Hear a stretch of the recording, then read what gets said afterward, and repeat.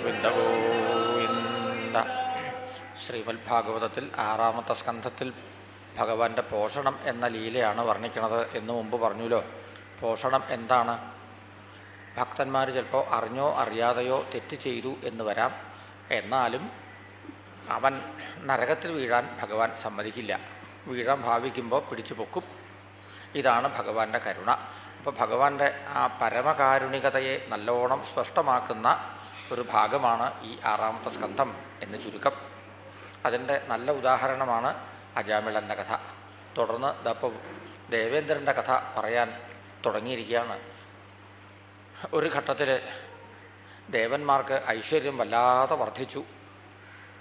അങ്ങനെയിരിക്കെ ദേവേന്ദ്രൻ ഇന്ദ്രാണിയോടുകൂടി സ്വർഗത്തിലെ സിംഹാസനത്തിൽ ഇങ്ങനെ ഇരിക്കുകയായിരുന്നു. ദേവന്മാരെല്ലാം ആ സഭയിലുണ്ടായിരുന്നു. ദേവഗുരുവായ ബൃഹസ്പതി ആ സഭയിലേക്ക് വന്നു കയറി. ഗുരുനാഥൻ വരണത് കണ്ടാൽ മാനിക്കണം, എണീക്കണം. ഇപ്പോൾ എണീക്കാൻ മനസ്സില്ല. അപ്പം ദേവേന്ദ്രൻ എന്ത് ചെയ്തു? കണ്ടില്ല എന്ന് വിളിച്ചു. 1000 കണ്ണുണ്ടോ ദേവേന്ദ്രന്? ഒരു കണ്ണും ഇപ്പോൾ ഗുരുവിനെ കണ്ടില്ല അത്രേ. ഗുരുനാഥന് ഈ കാര്യം മനസ്സിലായി. തന്നെക്കൊണ്ട് ഇപ്പോൾ ഈ ദേവന്മാർക്ക് ആവശ്യമില്ല, എന്നാ വേണ്ട. അദ്ദേഹം അവിടെ നിന്ന് അങ്ങോട്ട് ഇറങ്ങിപ്പോവുകയും ചെയ്തു. അദ്ദേഹം തിരസ്കരണിയിൽ മറഞ്ഞു. പിന്നെ ദേവേന്ദ്രന് തോന്നി ഗുരുവിനെ ഒന്ന് മാനിക്കാമായിരുന്നു എന്ന്. പിന്നെ അന്വേഷിക്കാൻ തുടങ്ങി. അന്വേഷിച്ചപ്പോൾ ഗുരുവിനെ കണ്ടുകിട്ടിയില്ല. പിന്നാലെ സ്വർഗലോകത്തിൽ അസുരന്മാരുടെ ആക്രമണങ്ങൾ വന്നുകൊണ്ടേയിരുന്നു. ഇത്തരം ആപൽഘട്ടങ്ങളിൽ പോംവഴി നിർദ്ദേശിക്കാറുള്ളത് ഗുരുനാഥനാണ്. ഇപ്പോൾ ഗുരുനാഥനില്ല. അതുകൊണ്ട് ബ്രഹ്മാവിനോട് ചോദിച്ചു, എന്താണ് ഉപായം എന്ന്. ബ്രഹ്മാവ് പറഞ്ഞു, അസുരന്മാരുടെ ഇടയിൽ പരമയോഗ്യനായ ഒരാളുണ്ട്, വിശ്വരൂപൻ എന്ന പേര്. അദ്ദേഹത്തിനെ ഗുരുവായിട്ട് വരിച്ചോളൂ. അദ്ദേഹം എന്തൊക്കെയാണ് നിങ്ങൾക്ക് പറഞ്ഞു തരേണ്ടതെന്ന് വെച്ചാൽ ഒക്കെ വേണ്ട പോലെ നിങ്ങൾ അനുസരിക്കുക. അദ്ദേഹത്തിൻ്റെ നിർദ്ദേശം നിങ്ങൾ വേണ്ട പോലെ അനുസരിക്കണം. പിന്നെ അദ്ദേഹത്തിൻ്റെ സ്വഭാവം നിങ്ങൾക്ക് ഉൾക്കൊള്ളാൻ പറ്റുമോ? പറ്റുമെങ്കിലേ അദ്ദേഹത്തിനെ സമീപിക്കാവൂ. ദേവന്മാരും ദേവേന്ദ്രനും കൂടി ചെന്നു വിശ്വരൂപൻ്റെ അടുക്കലേക്ക്. അവരെല്ലാവരും തൊഴുത് പിടിച്ചുകൊണ്ട് ഇങ്ങനെ നിന്നു. വിശ്വരൂപൻ ചോദിച്ചു, എന്താ എല്ലാവരും കൂടി? ദേവേന്ദ്രൻ പറഞ്ഞു, ബ്രഹ്മാവ് പറഞ്ഞിട്ടാണ് ഞങ്ങൾ വന്നത്. അങ്ങ് ഞങ്ങളുടെ ഗുരുനാഥനായിട്ടിരിക്കണം. ഞാനോ? നിങ്ങൾക്ക് എന്നേക്കാൾ പ്രായം എത്രയോ കൂടും. ഞാൻ ചെറുപ്പക്കാരൻ. പ്രായം കൂടിയ ശിഷ്യന്മാർ, പ്രായം കുറഞ്ഞ ശിഷ്യന്മാർ, പ്രായം കൂടിയ ഗുരു, അതല്ലേ ശരിയാവുക? അല്ല നേരെ മറിച്ചായാലോ? ഗുരു ഒരു ചെറുപ്പക്കാരൻ, പ്രായം കൂടിയ ശിഷ്യന്മാർ, അതിന് യോജിപ്പ് പോരാ. ദേവേന്ദ്രൻ പറഞ്ഞു, ഈ പ്രായം നോക്കിയിട്ടല്ല ഗുരുത്വം ശിഷ്യത്വം ഒക്കെ തീരുമാനിക്കുക. അങ്ങക്ക് ഞങ്ങളെക്കാൾ എത്രയോ കൂടുതൽ അറിവുണ്ട്. അതുകൊണ്ടാണ് ഞങ്ങൾ ഇവിടെ വന്നത്.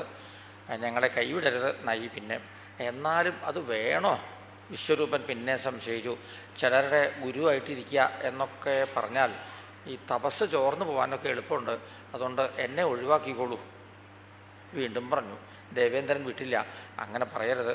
അങ്ങയെപ്പോലുള്ള തപസ്വികൾ വേണം ഞങ്ങളുടെ ഗുരുസ്ഥാനത്ത്. അതിനാണ് ഞങ്ങളിവിടെ വന്നത്. ബ്രഹ്മാവ് പറഞ്ഞിട്ടാണ് ഞങ്ങളിവിടെ വന്നത്. ഞങ്ങളെ കൈയൊഴിയരുത്.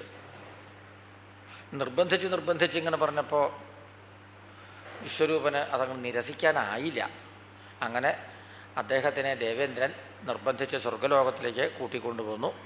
ദേവന്മാരെല്ലാവരും അദ്ദേഹത്തിനെ ഭംഗിയായിട്ട് പരിചരിച്ചു. കുറച്ച് കഴിഞ്ഞപ്പോൾ വിശ്വരൂപൻ സന്തോഷിച്ചു.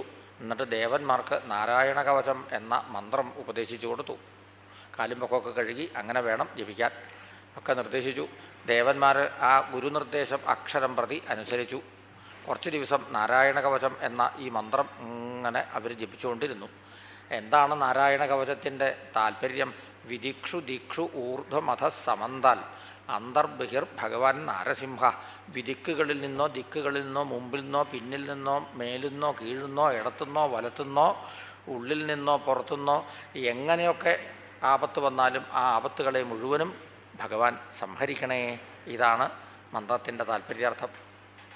ഭക്തിയോടുകൂടി ഈ ദേവന്മാരിതൊക്കെ ജപിച്ചു. അവരുടെ ആപത്തുകളെല്ലാം ഒഴിവായി. ആപത്തൊഴിവായപ്പോൾ ദേവേന്ദ്രൻ പൂർവാധികം അഹങ്കരിച്ചു. പിന്നെ ഗുരുനാഥനെ പ്രത്യേകം അങ്ങനെ നിരീക്ഷിക്കാൻ തുടങ്ങി. ബ്രഹ്മാവ് പറഞ്ഞിട്ടുണ്ടല്ലോ, ഈ ഗുരുനാഥനെ സമീപിക്കാൻ അദ്ദേഹത്തിൻ്റെ സ്വഭാവം ഉൾക്കൊള്ളുമെങ്കിൽ മാത്രം മതി എന്ന്. അതെന്താ അത്? ആ സ്വഭാവ വിശേഷം അതാണ് ദേവേന്ദ്രൻ നിരീക്ഷിക്കാൻ തുടങ്ങിയത്.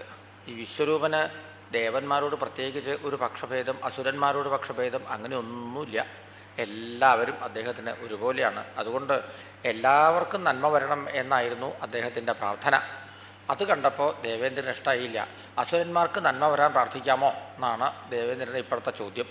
എന്നിട്ട് ആയുധം എടുത്തു ഒരൊറ്റ വെട്ടങ്ങട് വെട്ടി. അങ്ങനെ ഗുരുനാഥൻ്റെ തല താഴ്ത്തു വീഴുകയും ചെയ്തു. മുമ്പ് ഗുരുനാഥനെ അപമാനിച്ചതിൻ്റെ പാപം ഇരിക്കണു. ഇപ്പോൾ ഗുരുനാഥനെ വെട്ടിക്കൊന്ന പാപം കൂടിയായി. പോരെങ്കിൽ ഈ വിശ്വരൂപൻ അസുരന്മാരുടെ ഇടയിൽ നിന്ന് വന്ന ഒരാളാണ്. അസുരന്മാരെന്ന് വെച്ചാൽ ദേവന്മാരെ സഹോദരന്മാർ തന്നെയാണ്. അപ്പോൾ സഹോദരഹത്യ എന്ന പാപമായി. ഇദ്ദേഹം നല്ലൊരു ഭക്തനാണ്. ഒരു ഭക്തനെ കൊന്നാൽ ബ്രഹ്മഹത്യ എന്ന പാപവും. ഇങ്ങനെ അനേകം മഹാപാപങ്ങൾ. ഈ പാപം എന്നിട്ട് ചില ആളുകൾക്ക് വീതിച്ചു കൊടുത്തു ദേവേന്ദ്രൻ എന്നാണ് ഇവിടെ പറയുന്നത്. പാപം വിട്ട് വീതിച്ചു കൊടുക്കാൻ സാധിക്കുമെങ്കിൽ എത്ര നന്നായിരുന്നു അല്ലേ. ഇങ്ങനെ വീതിച്ചു കൊടുക്കാനൊന്നും പറ്റണതല്ല ഈ കർമ്മഫലമൊന്നും. ഈ വിശ്വരൂപൻ്റെ അച്ഛനായ ത്വഷ്ടാവിന് ദേവേന്ദ്രനോട് വല്ലാണ്ട് ദേഷ്യം തോന്നി. പക വീട്ടണം. അതിനുവേണ്ടി അദ്ദേഹം ഒരു ആഭിചാര ഹോമം നടത്തി. ആ ഹോമകുണ്ഡത്തിൽ നിന്നാണ് വൃത്രാസുരൻ ഉയർന്നു വന്നത്. വേണമെന്ന് വെച്ചാൽ ലോകം മുഴുവനും വിഴുങ്ങാം, അത്രയും വലിപ്പമുണ്ട് വൃത്രാസുരന്. അങ്ങനെ ശൂലം മോങ്ങിക്കൊണ്ട് നേരെ സ്വർഗലോകത്തിലേക്ക് അങ്ങോട്ട് ചെന്നു. ദേവന്മാർക്ക് എതിരിട്ട് നിൽക്കാൻ തന്നെ സാധിച്ചില്ല. അവർ ഓടി വേഗം ഭഗവാന്റെ അടുത്തേക്ക്. എന്നിട്ട് ഓം നമസ്തേസ്തു ഭഗവൻ നാരായണ വാസുദേവ ഉറക്ക നാമം ചൊല്ലിക്കൊണ്ടാണ് അവരുടെ സ്തുതി. കുറച്ച് കഴിഞ്ഞപ്പോൾ ഭഗവാൻ മുമ്പിൽ വന്നു. ഭഗവാനെ കൺമുന്നിൽ കണ്ടാൽ ഭക്തന്മാരെന്താ പ്രാർത്ഥിക്കുക? ഭക്തി ഉണ്ടാവണേ, ഇനിയും ഇനിയും ഇതാണ് പ്രാർത്ഥിക്കാറ്. ദേവേന്ദ്രൻ പ്രാർത്ഥിച്ചത് എന്താണെന്നോ? ജഹിത്വാഷ്ട്രം, വൃത്രാസുരനെ കൊന്നു തരണം. ഭഗവാൻ പറഞ്ഞു, ദധീചി മഹർഷി ഇവിടെ അടുത്തൊരിക്കലിരുന്ന് തപസ് ചെയ്യുന്നുണ്ട്, അദ്ദേഹത്തിനെ സമീപിച്ചോളൂ. അദ്ദേഹത്തിൻ്റെ നട്ടെല്ലുകൊണ്ട് ആയുധമുണ്ടാക്കാൻ സാധിക്കുകയാണെങ്കിൽ അതുകൊണ്ട് വൃത്രാസുരനെ വധിക്കാം. അവനവൻ്റെ കാര്യം നടക്കണം എന്ന് വെച്ചാൽ അവനും തന്നെ പ്രയത്നിക്കണം. ഒരു മടിയും കൂടാതെ കണ്ട് ദേവേന്ദ്രൻ അപ്പം പുറപ്പെട്ടു ദധീചി മഹർഷിയുടെ അടുത്തേക്ക്. ദേവന്മാരെല്ലാവരും ഉണ്ടായിരുന്നു. എല്ലാവരും ഇങ്ങനെ തൊഴുതു പിടിച്ചോണ്ട് നിന്നു. മഹർഷി കണ്ണു തുറന്നപ്പോൾ ചോദിച്ചു, എന്താ എല്ലാവരും കൂടി? ദേവേന്ദ്രൻ അപ്പം പറഞ്ഞു, എനിക്ക് സ്വർഗലോകത്തിൽ സിംഹാസനത്തിൽ ഇരിക്കണം എന്ന് വളരെ ആഗ്രഹമുണ്ട്. അതിന് വൃത്രാസുരൻ ഇപ്പോൾ തടസ്സം ഉണ്ടാക്കണു. അതുകൊണ്ട് വൃത്രാസുരനെ വധിക്കണം. വൃത്രാസുരനെ വധിക്കണം എന്ന് വെച്ചാൽ അതിന് നല്ല ഒരായുധം വേണം. ഇക്കാര്യത്തിൽ അങ്ങയുടെ സഹകരണം തേടിയാണ് ഞങ്ങൾ വന്നത്. നിങ്ങൾക്ക് ആയുധം ഉണ്ടാക്കാൻ ഞാൻ സഹകരിക്കണം. എങ്ങനെ? അതോ അങ്ങയുടെ നട്ടെല്ല് ഇങ്ങോട്ട് തരണം, അതുകൊണ്ട് വേണം ആയുധം ഉണ്ടാക്കാൻ. അപ്പോഴേ എല്ലാവർക്കും അവനവൻ്റെ ജീവിതമല്ലേ വലുത്. എനിക്കും എൻ്റെ ജീവിതം വലുതല്ലേ. ജീവിതം അവസാനിപ്പിക്കാതെ കൊണ്ട് നട്ടെല്ല് തരാൻ പറ്റുമോ? എന്താ നിങ്ങൾ ഈ പറയണേ? ദേവേന്ദ്രൻ അപ്പം പറഞ്ഞു, നനു സ്വാർത്ഥപരോ ലോകോ നവേദ പരസങ്കടം. ഈ എന്നെപ്പോലുള്ള ആളുകൾ എങ്ങനെയാണെന്ന് വെച്ചാലേ ആരെ നട്ടെല്ലൊടിച്ചിട്ടായാലും വേണ്ടില്ല, അവനവൻ്റെ കാര്യം നടക്കണം എന്നേ വിചാരിക്കാറുള്ളൂ. അങ്ങേപ്പോലുള്ള ആളുകൾ അങ്ങനെയല്ലല്ലോ. അവനവൻ്റെ നട്ടെല്ല് ഊരി കൊടുത്തിട്ടായാലും പരോപകാരം ചെയ്യും. അങ്ങനെയാണല്ലോ സ്വഭാവം. അതുകൊണ്ട് ഞാൻ ഇവിടെ വന്ന് അങ്ങയുടെ നട്ടെല്ല് ചോദിക്കുക എന്നുള്ളത് എൻ്റെ സ്വഭാവത്തിന് ചേർന്നതാണ്. അത് ഇങ്ങോട്ട് തരിക എന്നുള്ളത് അങ്ങയുടെ സ്വഭാവത്തിനും ചേർന്നതാണ്. കുറച്ചു നേരം ദധീചി മഹർഷി ഇരുന്നിങ്ങനെ ആലോചിച്ചു. ഒടുക്കം അദ്ദേഹം ഒരു നിഗമനത്തിലെത്തി. എന്ത്? അഹോ ദൈന്യം അഹോ കഷ്ടം പാരക്കൈഹി ക്ഷണഭങ്കുരൈഹി. കിട്ടിയ അവസരം പാഴാക്കരുത് എന്നാണ് ദധീചി മഹർഷിയുടെ അഭിപ്രായം. ശരീരം സൂക്ഷിക്കണോ അതോ പുണ്യം സൂക്ഷിക്കണോ? മറ്റുള്ളവർക്ക് വേണ്ടി ശരീരം ഉപേക്ഷിക്കുക, പരോപകാരം ചെയ്യുക. ഇങ്ങനെ ആയാൽ പുണ്യം ഉണ്ടാവും. ശരീരം ഇന്നല്ലെങ്കിൽ നാളെ നശിച്ചു പോകും, തീർച്ച. പുണ്യം നശിക്കില്ല. അതുകൊണ്ട് ലാഭം ഏതാ? പുണ്യം സമ്പാദിക്കുക എന്നത് തന്നെയാണ്. ശരീരം ഇന്നല്ലെങ്കിൽ നാളെ എങ്ങനെയായാലും നശിക്കാതെ കണ്ടിരിക്കില്ലല്ലോ. അദ്ദേഹം പറഞ്ഞു, ഏറെ താമസിക്കാതെ കണ്ട് ഞാൻ ഈ ശരീരം വിട്ടുപോകും. പിന്നെ നിങ്ങൾ എന്താണെന്ന് വെച്ചാൽ ചെയ്യുക. അദ്ദേഹം അങ്ങനെ കണ്ണടച്ച് കൈ കൂപ്പിക്കൊണ്ടിരുന്നു. കുറച്ച് നേരം കഴിഞ്ഞപ്പോൾ ദേവേന്ദ്രൻ തൊട്ടു നോക്കി. ആ ശരീരത്തിൽ നിന്ന് ജീവൻ പോവുക കഴിഞ്ഞു. പിന്നെ ആയുധം കൊണ്ട് അത് വെട്ടി കീറി അതിൻ്റെ ഉള്ളിൽ നിന്ന് നട്ടെല്ല് ഇങ്ങോട്ട് ഊരിയെടുത്തു. അതുകൊണ്ട് വജ്രായുധമുണ്ടാക്കി ആനപ്പുറത്ത് കയറി. അപ്പോഴേക്കും ദേവന്മാരൊക്കെ കൂടി ഇന്ദ്രന് വേണ്ടി ജയ് വിളിച്ചു. എല്ലാവരും യുദ്ധരംഗത്ത് വന്നു. ആ നട്ടെല്ലിൻ്റെ ശക്തി എന്ന് പറയണം. യുദ്ധരംഗത്തുണ്ടായിരുന്ന അസുരന്മാരൊക്കെ തോറ്റോടി തുടങ്ങി. വൃത്രാസുരൻ അവിടെ നിൽക്കുന്നുണ്ടായിരുന്നു. അദ്ദേഹം അസുരന്മാരെ മുഴുവൻ വിളിച്ചു. ഹേ വിപ്രചിത്തെ നമുജേ പുലോമൻ, ഓരോരുത്തരെയും പേരെടുത്ത് വിളിച്ചു. അദ്ദേഹം നിങ്ങൾ നിൽക്കൂ, എന്തിനാ അങ്ങനെ ഓടണേ? ജനിച്ചപ്പോൾ തീർച്ചയായി മരിക്കും എന്ന്. 2 മരണമേ ഉള്ളൂ നന്നായിട്ട്. വൃത്രാസുരൻ പറയാണ്, ഏറ്റവും നല്ല മരണം എങ്ങനെയാണെന്നോ, ഭഗവാനെ എങ്ങനെ ധ്യാനിച്ചിരിക്കുക, ആ ശരീരം അവിടെ അങ്ങോട്ട് വീഴുക, അത് 1-ാം തരം മരണം. ഇനി 2-ാം തരം മരണമുണ്ട്. യുദ്ധരംഗത്ത് നിന്ന് യുദ്ധം ചെയ്യുക, ശത്രുവിൻ്റെ ആയുധം മാറിയിടത്തിൽ കൊണ്ട് മറിഞ്ഞു വീഴുക. അങ്ങനെയുള്ളവർക്ക് വീരസ്വർഗം കിട്ടും. എന്തിനാ വെറുതെ ഈ ഓടണേന്ന്? നിൽക്കൂ, അസുരന്മാരെ വിളിച്ച് പറഞ്ഞു അദ്ദേഹം. പക്ഷേ ഒരസുരനും നിന്നില്ല. തോറ്റോടുന്ന അസുരന്മാരുടെ പിന്നാലെ ദേവന്മാർ ചെല്ലണു ആയുധം കൊണ്ട്. അദ്ദേഹം ദേവന്മാരെ വിളിച്ചു, എൻ്റെ നേരെ വരൂ. പക്ഷേ ഈ ദേവന്മാർക്ക് ആർക്കും ധൈര്യം പോരാ. ദേവേന്ദ്രൻ മാത്രം ഐരാവതത്തിൻ്റെ കഴുത്തിൽ കയറി വൃത്രാസുരന് അഭിമുഖമായിട്ട് അങ്ങനെ ചെന്നു. എത്രണ്ട് ശക്തി എന്നറിയണ്ടേ? അതിനുവേണ്ടി ദേവേന്ദ്രൻ കയ്യിലുണ്ടായിരുന്ന ഗദ ഒരൊറ്റ ഏറ് വൃത്രാസുരൻ്റെ നേർക്ക്. അദ്ദേഹം അത് ഇടത്തെ കൈകൊണ്ട് ഒരു കളി എന്ന പോലെ അങ്ങോട്ട് പിടിച്ചു. എന്നിട്ട് ആ കൈകൊണ്ട് തന്നെ ഒരൊറ്റ അടി അങ്ങോട്ട് കൊടുത്തു ആനയുടെ മസ്തകത്തിൽ. ആനയും ദേവേന്ദ്രനും കൂടി കുറേ ദൂരേക്ക് തെറിച്ചു വീണു. മസ്തകം പൊട്ടി ചോര ഇങ്ങനെ ഒഴുകാൻ തുടങ്ങി. എന്തെന്നില്ലാത്ത വേദനയും.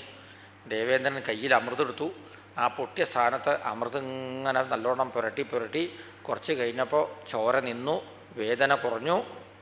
വീണ്ടും ആനപ്പുറത്ത് കയറി ദേവേന്ദ്രൻ വന്നു യുദ്ധരംഗത്ത്. വൃത്രാസുരൻ അവിടെ നിന്നുകൊണ്ട് ദേവേന്ദ്രനെ സ്വാഗതം ചെയ്തു. ദിഷ്ട്യാ ഭവാൻമേ സമവസ്ഥിതോ രിപുഃ, വരൂ വരൂ വരൂ വരൂ, ഇന്ന് എനിക്ക് നല്ല ദിവസമാണ്. എന്താണെന്നോ, തന്നെ കാണാൻ സാധിച്ചുല്ലോ. കാണാൻ കൊതിക്കണം, അങ്ങനത്തെ ആളാണ് താൻ. ഇത്രയും പാപം ചെയ്യാൻ തനിക്ക് മാത്രമേ സാധിക്കുള്ളൂ, വേറെ ആർക്കും സാധിക്കില്ല. താൻ ഏതൊക്കെ പാപങ്ങൾ ചെയ്തു എന്ന് എനിക്ക് നല്ലോണം അറിയാം. ബ്രഹ്മഹ ഗുരുഹ ഭ്രാതൃഹാച, ബ്രഹ്മഹത്യാപാപം, ഗുരുഹത്യാ പാപം, ഇങ്ങനെ അങ്ങോട്ട് തുടങ്ങിയിട്ട് എത്രയെത്ര പാപങ്ങൾ. ഒരു കണക്കിന് താൻ മാത്രമല്ല കേട്ടോ, തൻ്റെ ലോകത്തിൽ വരണം എന്ന് ആഗ്രഹിക്കുന്ന ആളുകളും പാപം ചെയ്യണവരാണ്. സ്വർഗലോകത്തിൽ ചെല്ലാം യാഗം ചെയ്താൽ. അങ്ങനെയാണല്ലോ കുറച്ചാളുകളുടെ ധാരണ. യാഗം ചെയ്യുമ്പോൾ യാഗത്തിൻ്റെ സ്ഥിതി എന്താണെന്ന് ഇതിനു മുമ്പ് പറഞ്ഞല്ലോ. യാഗം ചെയ്യുന്നവരെന്താ പതിവ്?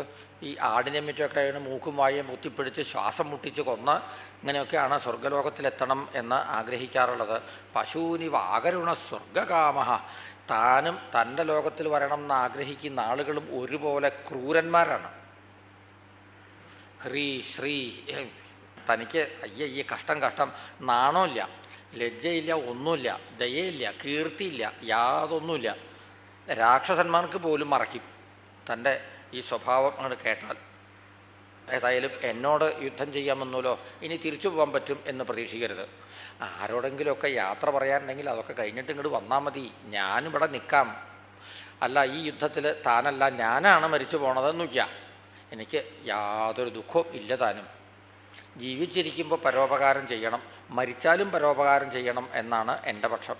താൻ മരിച്ചു പോയാൽ എത്ര പക്ഷികൾക്കും മൃഗങ്ങൾക്കും തിന്നാൻ വകയുണ്ടാവും? നന്ന കുറച്ച് അല്ലേ? ഞാൻ മരിച്ചു പോയാലോ അനവധി അനവധി പക്ഷികൾക്കും മൃഗങ്ങൾക്കുമാണ് ഈ ശരീരം തിന്നാൻ സാധിക്കുക. അതുകൊണ്ടേ താൻ ഇപ്പോൾ ഈ ഓങ്ങിപ്പിടിച്ചിട്ടുള്ള ആയുധം ഉണ്ടല്ലോ, അത് എൻ്റെ നേരെ ഇങ്ങോട്ട് പ്രയോഗിക്കൂ. ഇതിനു മുമ്പ് ഒരായുധം താൻ പ്രയോഗിച്ചു, അത് പാഴായി പോയി. അതുപോലെ ആവില്ല കേട്ടോ ഇപ്പോൾ ആ ഓങ്ങി പിടിച്ചിട്ടുള്ള ആയുധം. അതെങ്ങനെ ഉണ്ടാക്കിയതാണെന്ന് എനിക്കറിയാം.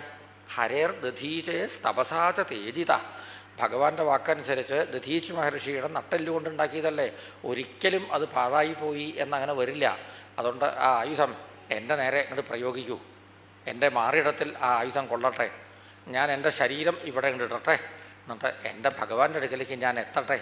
അതുകൊണ്ട് വെറുതെ ഇങ്ങനെ ഓങ്ങിപ്പിടിച്ച് നിൽക്കണ്ട, വേഗം ആയുധം ഇങ്ങോട്ട് പ്രയോഗിക്കൂ. ഈ ശരീരം ഇവിടെ ഇട്ട് ഞാൻ എൻ്റെ ഭഗവാന്റെ അടുത്തേക്ക് എത്തട്ടെ. എനിക്ക് ഭഗവാന്റെ അടുത്തേക്ക് എത്താൻ ധൃതിയായി. ഇത്രയും അങ്ങോട്ട് പറഞ്ഞു എന്ന് മാത്രമല്ല, മുമ്പിൽ നിൽക്കുന്നത് ദേവേന്ദ്രനാണ് എന്നുള്ള കാര്യം വൃത്രാസുരൻ അങ്ങോട്ട് മറന്നുപോയി.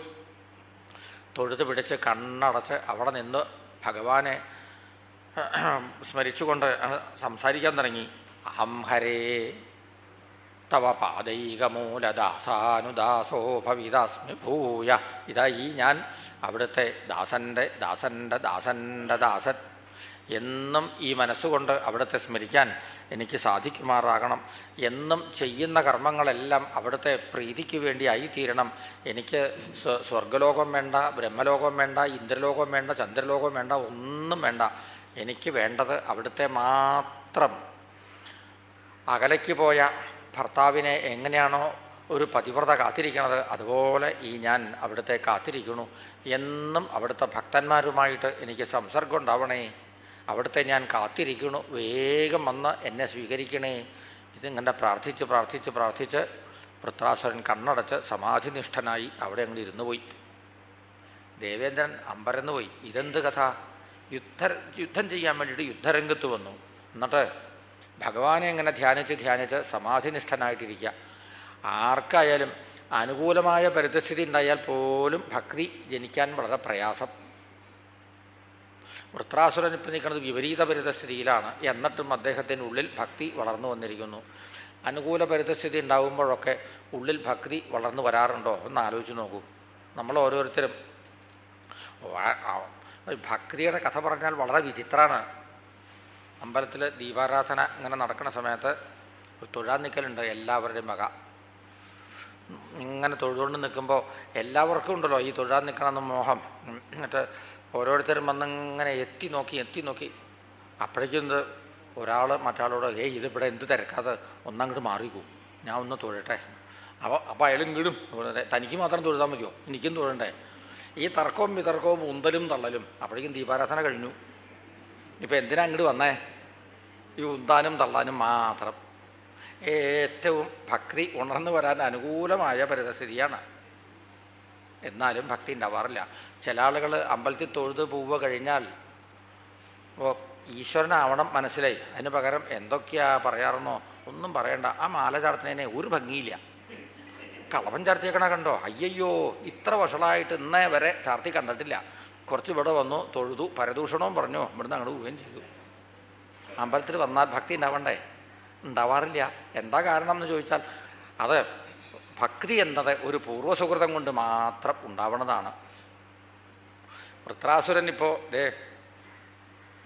യുദ്ധരംഗത്താണ് നിൽക്കുന്നത്. ആ വിപരീത പരിതസ്ഥിതിയിൽ നിന്നിട്ട് പോലും അദ്ദേഹത്തിൻ്റെ ഉള്ളിൽ അങ്ങനെ ഭക്തിയാണ് വർദ്ധിച്ച് കുറച്ച് കഴിഞ്ഞപ്പോൾ സമാധിനിഷ്ഠൻ അങ്ങോട്ട് ഇരുന്നു പോയതാണ്. അങ്ങനെ കുറച്ചു നേരം കഴിഞ്ഞപ്പോൾ വൃത്രാസുരൻ കണ്ണു തുറന്നു. അദ്ദേഹം യുദ്ധത്തിന് തയ്യാറാവുന്നു.